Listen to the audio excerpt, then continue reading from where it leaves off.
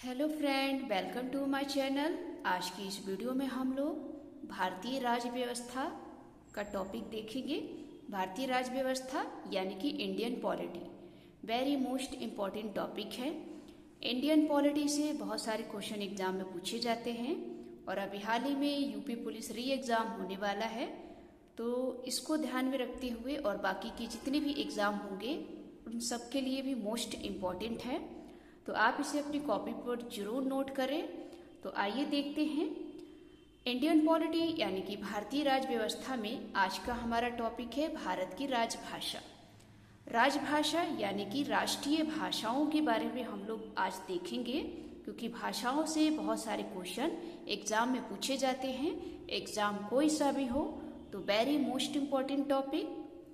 तो सबसे पहले आपको बेसिक जानकारी भारतीय राजभाषा से होनी चाहिए और ये आपके आने वाले फ्यूचर में हमेशा काम आएगा। तो यहाँ पर आप देखेंगे भारतीय संविधान की 8वीं अनुसूची में 22 भाषाओं को मान्यता देती है। एग्जाम में क्वेश्चन पूछा गया है कि भारतीय संविधान की किस अनुसूची में 22 भाषाओं को मान्यता दी गई है, तो ध्यान रखिएगा 8वीं अनुसूची में। और कितनी भाषाएं हैं, तो ध्यान रखिए 22। ये क्वेश्चन हर बार एग्जाम में पूछा जाता है, इसको आप नोट करेंगे। आगे देखेंगे भारतीय संविधान के भाग 17 के अनुच्छेद 343 से 351 देश के आधिकारिक भाषाओं को संबोधित करते हैं। इसमें दोस्तों क्वेश्चन पूछा गया है और हर बार एग्जाम में ये क्वेश्चन आया है। पूछा जाता है कि भारतीय संविधान के किस भाग में आधिकारिक भाषाओं को संबोधित किया गया है, तो ध्यान रखिएगा भाग 17 में। और अनुच्छेद कहाँ से लेकर कहाँ तक है, तो ध्यान रखिएगा 343 से लेकर 351 तक। 343 से लेकर 351 तक इसमें जो देश की आधिकारिक भाषा है उसको संबोधित किया गया है। तो ये क्वेश्चन बनेगा। क्वेश्चन किसी भी तरीके से बन सकता है, बस आपके अंदर एक टैलेंट होना चाहिए कि आप एक टॉपिक को कितने तरीकों से आप क्वेश्चन बनाकर अपने दिमाग में ला सकते हैं और ये सोच सकते हैं कि एग्जाम में कितने तरीके से एक ही क्वेश्चन को पूछा जा सकता है। तो आगे देखेंगे भारतीय संविधान के अनुच्छेद 343(1) में कहा गया है कि देवनागरी में लिखी गई हिंदी संघ की राजभाषा होगी। वेरी मोस्ट इम्पॉर्टेंट हेडलाइन है, आपको ध्यान रखना है।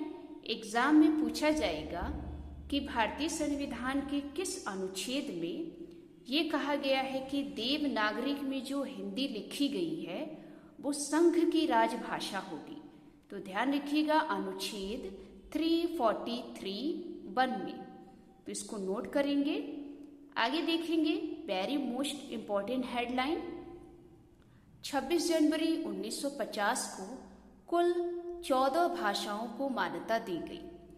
दोस्तों आप जानते हैं कि भारत के संविधान में 22 भाषाओं को मान्यता दी गई है, लेकिन दोस्तों 26 जनवरी 1950 को केवल 14 भाषाओं को ही मान्यता दी गई। बाकी की जो 8 भाषाएं हैं उनको दोस्तों संविधान संशोधन करके जोड़ा गया। तो आपसे ये क्वेश्चन पूछ सकता है कि कितनी भाषाओं को 26 जनवरी 1950 को मान्यता दी गई, तो ध्यान रखिएगा 14 भाषाओं को। या आपसे पूछ सकता है कि कितनी भाषाओं को संविधान संशोधन करके जोड़ा गया, तो ध्यान रखिएगा 8 भाषाओं को।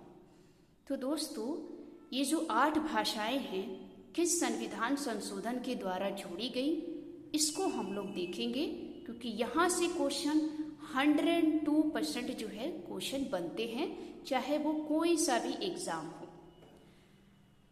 8 भाषाओं को संविधान संशोधन द्वारा 8वीं अनुसूची में जोड़ा गया, क्योंकि 8वीं अनुसूची में 22 भाषाएं हैं।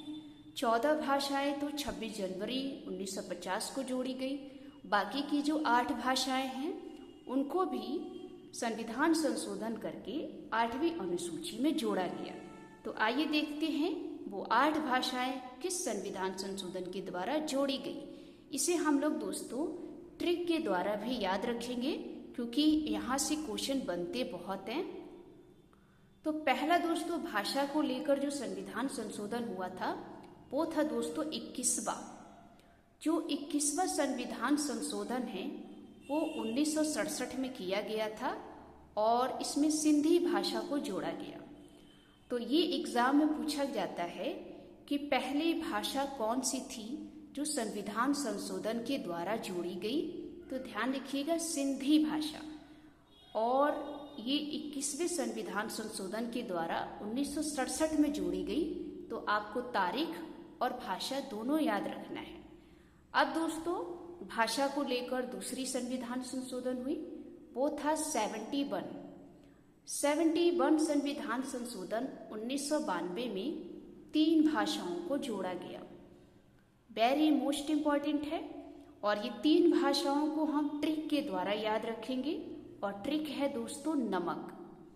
नमक से 3 भाषाएं कौन से हैं ध्यान रखिएगा। ना से नेपाली, मा से मणिपुर, का से कोंकणी।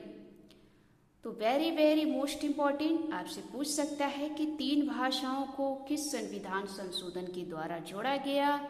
तो ध्यान रखिएगा 71वां संविधान संशोधन 1992 में।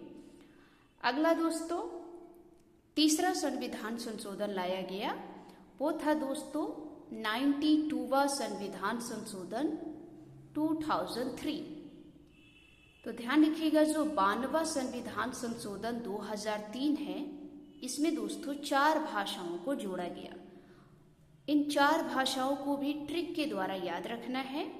वो है दोस्तों बोडो मैस। तो बोडो मैस से ये 4 भाषाएं कौन सी है ध्यान रखिएगा। बो से बोडो, डो से डोंगरी, मै से मैथिली और सा से संथाली।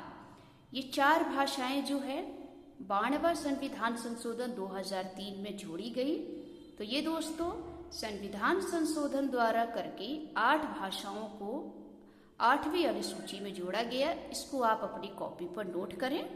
अब दोस्तों भारतीय संविधान में जो 22 राजभाषा है यानी कि जो राष्ट्रीय भाषाएं हैं वो कौन कौन सी हैं, इसको एक बार देख लेते हैं, क्योंकि एग्जाम में क्वेश्चन पूछा जाता है कि इनमें से कौन सी भाषा नहीं है। तो नेगेटिव में अब क्वेश्चन ज़्यादा बनते हैं, तो आपको इस बात को भी याद रखना है। तो यहाँ देखेंगे 22 राजभाषा या राष्ट्रीय भाषा। दोस्तों आपके एग्जाम में राष्ट्रीय या राजभाषा दोनों तरीके से पूछ सकता है, तो आप इसको घबराएं नहीं, इसको ध्यान रखें। यहाँ पर आप देखेंगे असमिया, बंगाली, गुजराती, हिंदी, कन्नड़, कश्मीरी, मलयालम, मराठी, उड़िया, पंजाबी, संस्कृत, तमिल, तेलुगु, सिंधी, बोडो, डोंगरी, मैथिली, संथाली, नेपाली, मणिपुरी, कोंकणी और उर्दू। ये दोस्तों 22 भाषाएं हैं जो संविधान में इनको मान्यता दी गई है। तो आज की दोस्तों ये राजभाषा पर कैसी वीडियो लगी। अगर वीडियो को अच्छी लगी हो तो प्लीज़ वीडियो को लाइक करें, चैनल को सब्सक्राइब करें। मिलते हैं नेक्स्ट वीडियो में। जय हिंद, जय भारत।